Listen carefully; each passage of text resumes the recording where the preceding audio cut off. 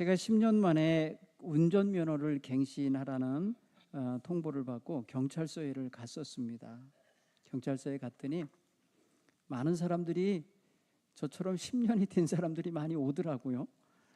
그래서 사진도 제출하고 서류로 작성해서 이제 접수를 하고 왔는데, 나오다가 보니까 우리 제천경찰서 정문 안쪽에 커다란 글씨를 써놨더라고요. 저는 못 봤어요. 몇 번을 갔다 오면서도 주의 깊게 안 봤는데 이번에는 보여요, 그게.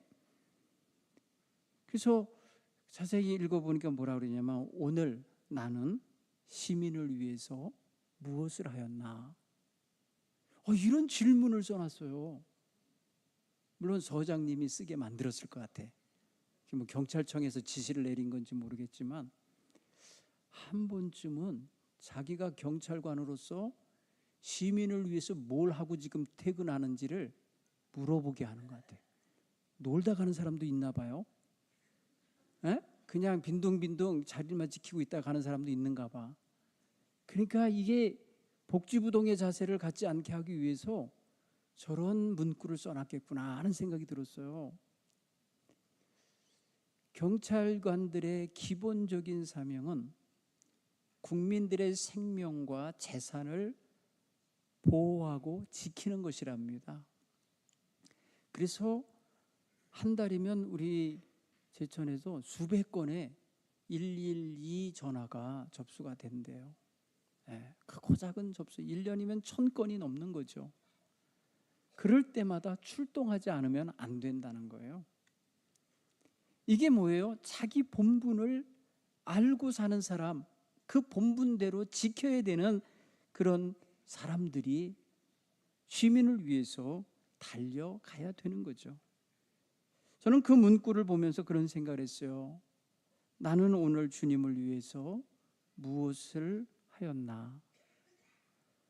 그리고 나는 오늘까지 주님을 위해서 어떻게 살았나? 그리고 앞으로 남은 세월 나는 주를 위해 어떻게 살 건가? 이거를 물어보게 되더라고요. 운전하면서 집에까지 오는 동안에 그거 생각했습니다. 그리고 이 한 주간 동안 내 본분이 주님의 백성이다, 주님의 종이다, 교회의 일꾼이다 생각하면서 거기에 맞는 생각을 하며 살았던 한 주간이었습니다. 오늘 우리는 주님 앞에서 다 동일한 하나님의 자녀입니다.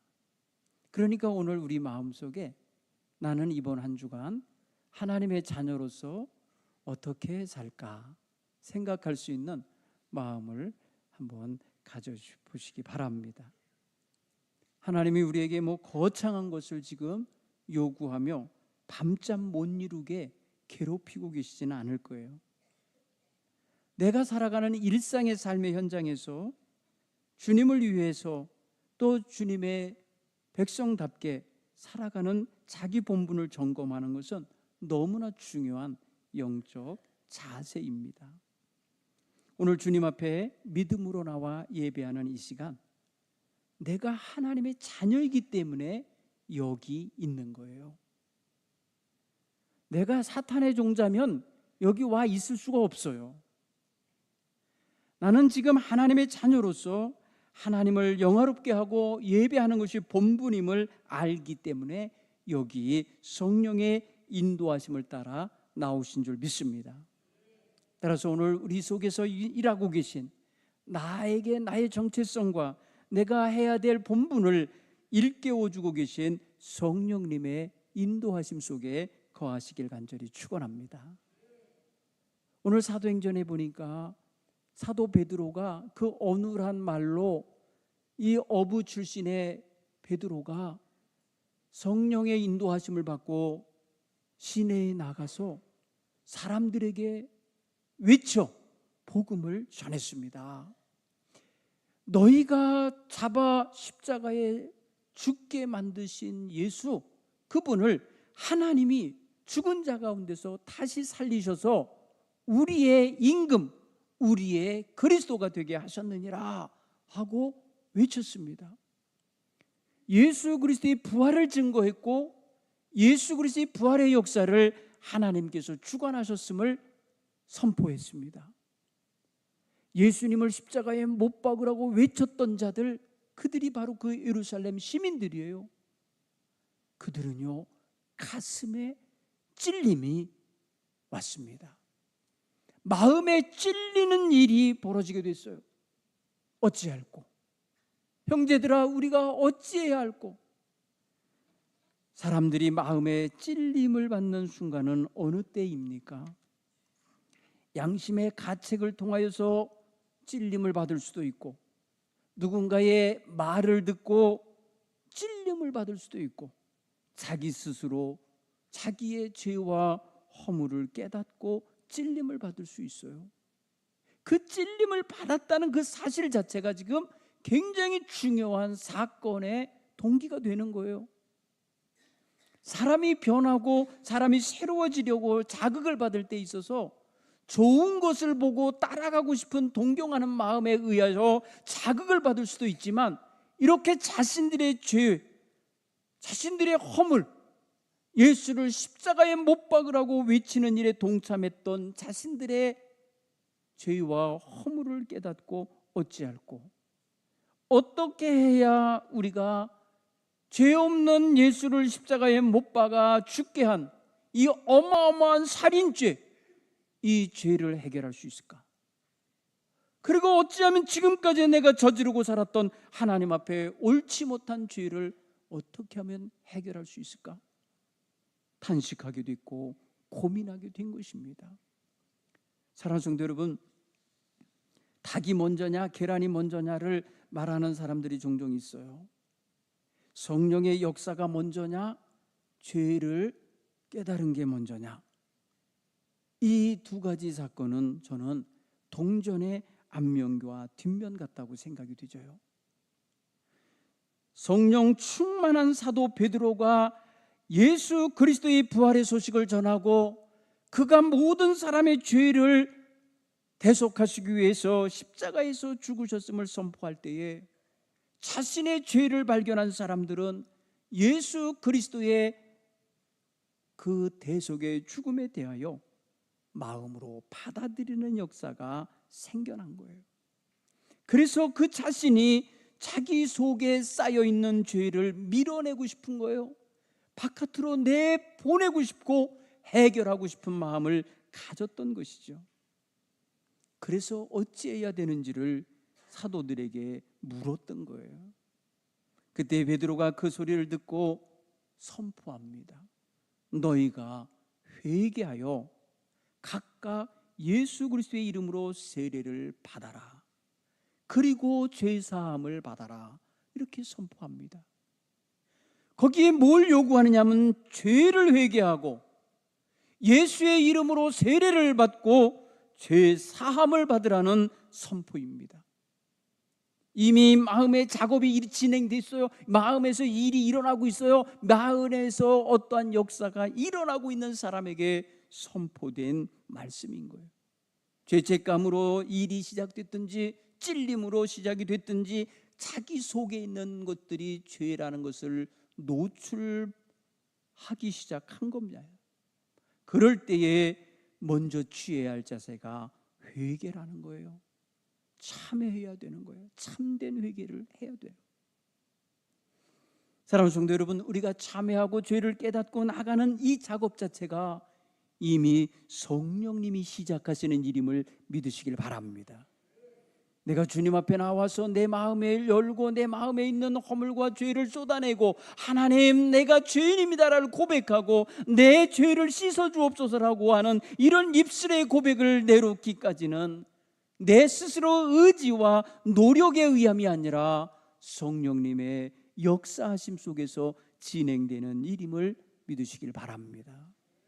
여러분, 사탄은 죄를 숨기게 만들어요. 죄에 대하여 무감각하게 만들어요.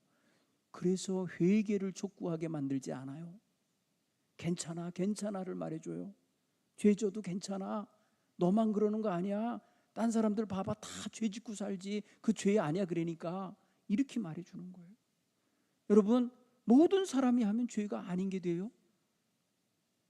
아닙니다. 하나님은 죄로 보시는 거예요.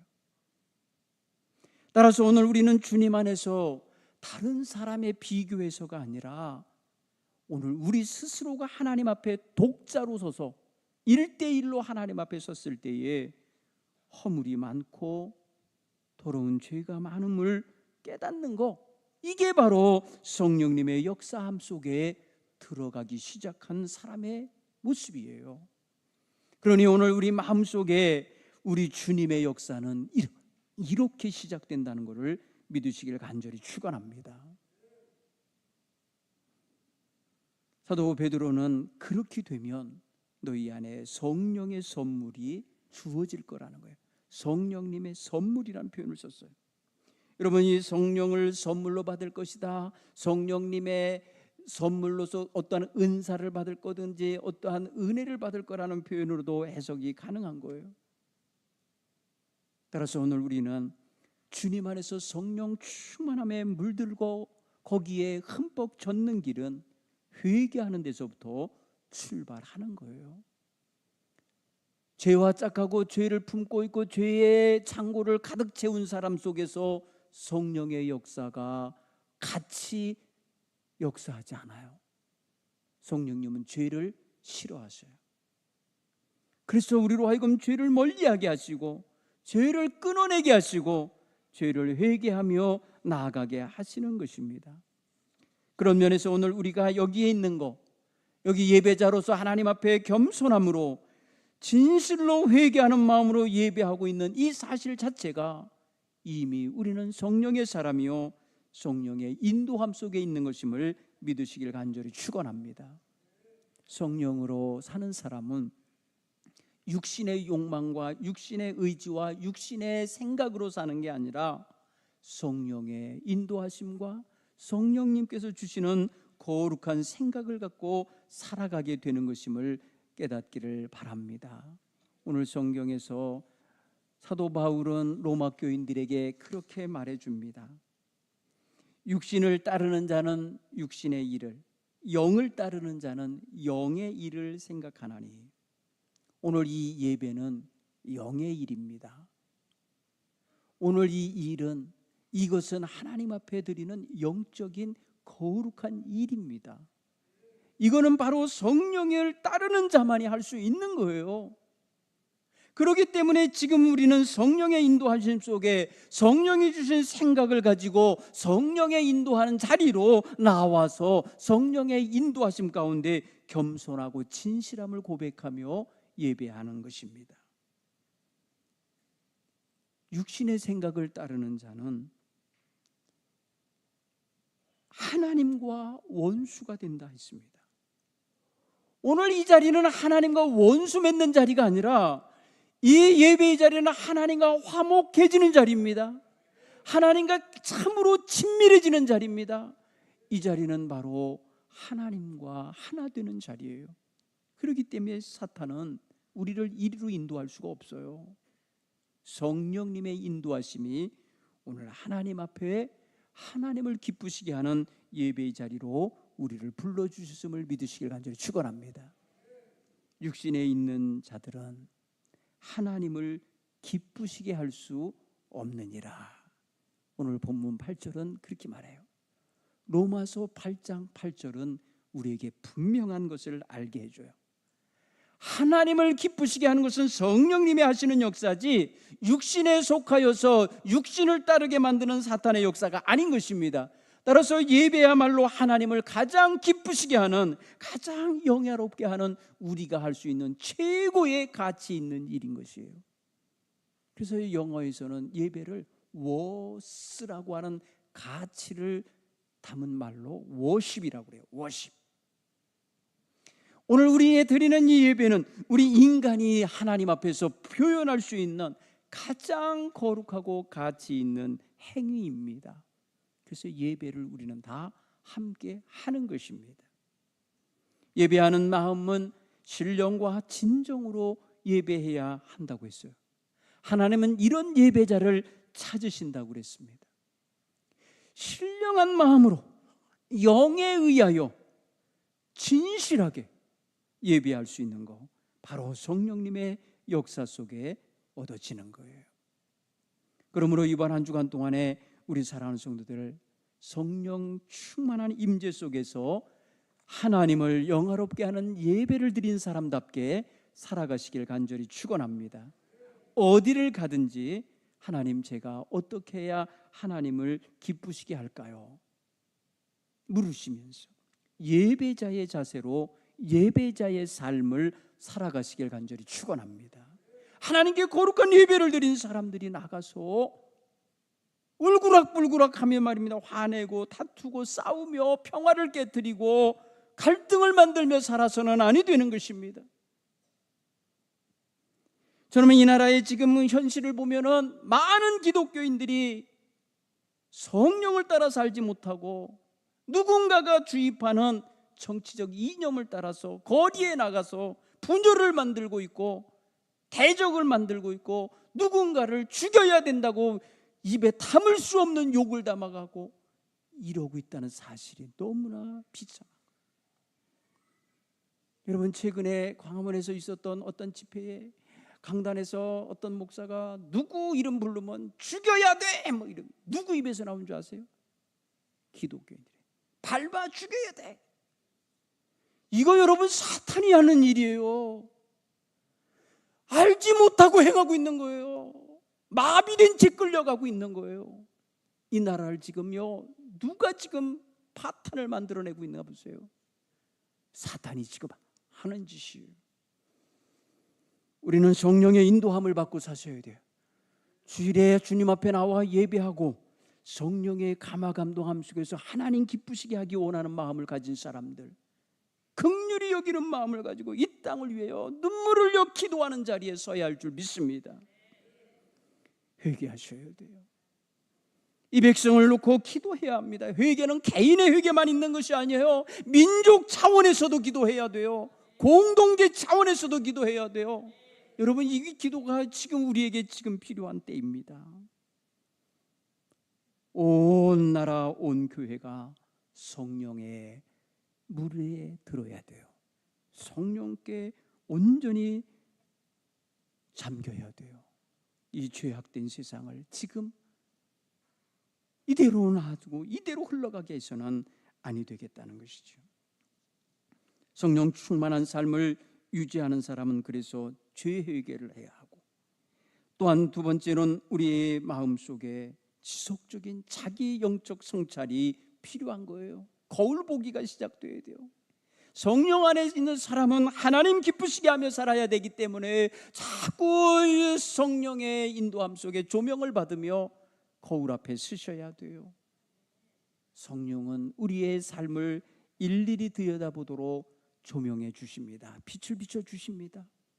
하나님의 말씀을 따라서 사랑하는 성도 여러분, 자신을 돌아보시기를 바랍니다. 성령님은 결코 우리를 폭군같이 지배하시는 분이 아니에요. 마치 봄바람처럼 우리 속에 오시어서 자유롭게 부시며 우리를 하나님께로 향하여 가도록 인도하고 계시고, 하늘의 신령한 향기를 맡게 하시고 하나님과 깊고 깊은 신령한 대화를 나눌 수 있도록 안내하고 계십니다. 그러니 거친 세상에서 거칠게 뒹굴면 안 돼요. 이 사순절기에 우리의 마음을 차분하게 하시고 우리 주 예수 그리스도 안에서 겸손한 마음을 품고 서야 될 줄 믿습니다. 사도 바울은 에베소 교인들에게 편지하여서 이렇게 당부합니다. 너희는 술 취하지 말라. 이는 방탕한 것이니 오직 성령으로 충만함을 받으라. 오늘 우리의 삶 속에 세상 것으로 술 취하지 않기를 바랍니다. 진정으로 어떻게 살아야 되는지를 본분을 모르고 살아가는 말 그대로 취한 자들, 감각 없는 자같이 살아서는 결코 아니 될 줄로 믿습니다. 우리는 하루 종일 밖에 나가 살면서 요즘에는 휴대폰을 몸에서 떼어놓지를 않죠. 그리고 몸에서 떼어놓는 시간이 언제냐면 밤에 충전하면서 꽂아두는 거죠. 충전기에. 자고 일어나면 그 다음 날을 살 수 있도록, 사용할 수 있도록 에너지가 충전이 되어 있습니다. 우리는 날마다 성령님으로 말미암아 우리의 삶을 충만히 채우고 영적인 신령한 감각을 충만히 채울 수 있는 이러한 영적 자세가 있어야 돼요. 잠자는 사이에 핸드폰은 전기에 의하여 충전이 되고 있는데 나는 어떤 상태로 쉬고 있고 어떤 상태인가? 일주일 내내 기도 한 번 안 하고 일주일 내내 하나님 말씀 한 구절 묵상하지 않고 일주일 내내 내가 하나님의 자녀인 것도 잊어버린 채 살고 있다면 우리는 상당히 지금 심각한 위기에 있는 것임을 알아야 돼요. 깨어있기를 간절히 축원합니다. 주님 앞에서 깨어서 성령의 촉구하시는 소리를 들으실 수 있기를 간절히 축원합니다. 두 번째로 우리는 성령님이 한번 따라서 우리 안에 계시고 우리를 인도하고 계신다. 이 감각을 가지셔야 돼요. 우리 안에서 우리를 계속해서 인도하신다는 거예요. 그 인도하심을 따라야 돼요. 우리는 그냥 놔두면 육신의 생각을 따라 살아요. 그냥 놔두면 육신의 욕망을 따라 살게 돼 있어요. 그런데 성령님이 얘야 그리 가면 안 된다, 그런 생각하면 안 된다, 그런 감정 품으면 안 된다라고 우리에게 말씀하고 계심에 들려야 돼요. 또 안 된다는 표현만이 아니라 이런 마음을 품어라. 9가지 성령의 열매를 맺도록 네 마음에 그 마음을 품어라. 성령님은 분명히 우리에게 말씀하고 계시단 말이에요. 그러니 이것을 놓치면, 이 소리를 외면하면, 이 소리를 무시하면 우리는 자연스럽게 육신의 욕망을 따라 육신의 일에 함몰되어서 살아갈 수밖에 없는 거예요. 목사님 그렇게 사는 거는 목사님들이나 하는 거고 우리는 그냥 세속에 젖어 살아도 되는 거 아니에요? 이렇게 말하실 분도 있을 수 있어요. 아니에요. 하나님은 그렇게 원치 않으세요. 우리 한 사람 한 사람과 대화하고 싶으셔요. 우리 모두와 함께하고 싶으시단 말이에요. 그런 면에서 생각하면 내가 마음대로 살아가고 있는 거에 대해서 내 스스로가 깨닫고 이러면 안 되는 거지 하면서 주님 기쁘시게 할 길, 하나님 기쁘시게 할 길로 가야겠죠. 그런데 육신의 일에 젖어 살고 육신의 욕망을 따라 살다 보면 결국에는 어떻게 된다고 그래요? 하나님과 원수가 된답니다. 하나님과 원수가 되는 자리로 가도 감각 없는 사람이 되면 그냥 가 있는 거예요. 그러면서도 모르는 거예요. 왜? 평소에 함께 어울렸던 사람과 거기 같이 있거든요.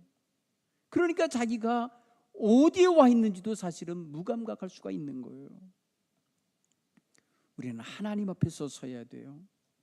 그래서 육신의 생각에 휩쓸려 살다 보면 하나님과 원수 된다고 하시는데 내가 지금 하나님과 화목한 모습으로 살고 있나 물어볼 수 있는 그런 자세가 있기를 간절히 축원합니다. 끝으로 여러분 우리 함께 생각해 봅시다. 여러분 우리는 빨래를 하려면 물에 흠뻑 젖어야 빨래가 되지 대충 그거 물 묻혀갖고 안 되잖아요. 그래서 어떤 분은 빨래를 오래 담가 놓더라고. 그렇죠? 물에다가 오래 담가요. 왜? 마른 빼떼물이 불토록 하는 걸 거예요. 그런가 하면 어떤 분은 방망이질을 하기도 해요. 두들겨 팹니다. 네. 그런가 하면은 삶아요. 그죠? 뜨거운 물에 넣어갖고 세제 넣고 삶아요. 왜? 또 열에 의하여 분리될 것도 있으니까. 그리고 세제에 의해서 기름기는 빠지니까. 그렇게 다양한 방법으로 여러분 세탁하잖아요. 오늘 우리가 주님 안에서 예수 그리스도 안에서 성령님께 흠뻑 젖어지길 간절히 축원합니다. 그래서 성령님과 동행하시고 성령님과 함께 대화하시고 성령님과 어디를 가든지 누구 앞에 서든지 성령님의 인도함 속에 사는 사람답게 그렇게 살아갈 수 있기를 간절히 축원합니다. 내 생각과 의지를 내려놓고 성령을 따라 사는 사람이 되기까지 훈련되어지길 간절히 축원합니다. 저절로 하루아침에 이루어지지 않겠지만 매일 아침 일어나서 출근하실 때마다 하나님, 오늘도 하나님과 함께 살기 원합니다. 이런 기도 한마디 하는 것이 성령을 의지하고 살아가는 삶의 증거일 것입니다. 오늘도 사람들을 만날 때 하나님 유익하게 하옵소서, 평화롭게 하옵소서 기도할 수 있기를 간절히 축원합니다. 특별히 성령을 의지하고 사는, 성령에 흠뻑 젖고 사는 사람의 특징이 하나 있다면 따라서 해볼까요? 순종하며 산다. 하나님 말씀에 순종합니다. 이 말씀 마음에 꼭 새기시고 이 한 주간 동안에 하나님의 은혜 안에 푹 젖어 살길 간절히 축원합니다.